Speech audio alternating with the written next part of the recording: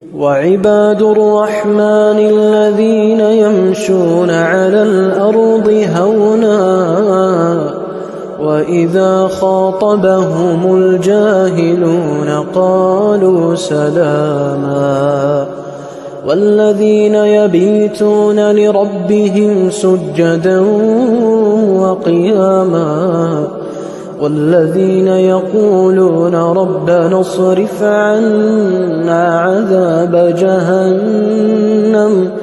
إن عذابها كان غراما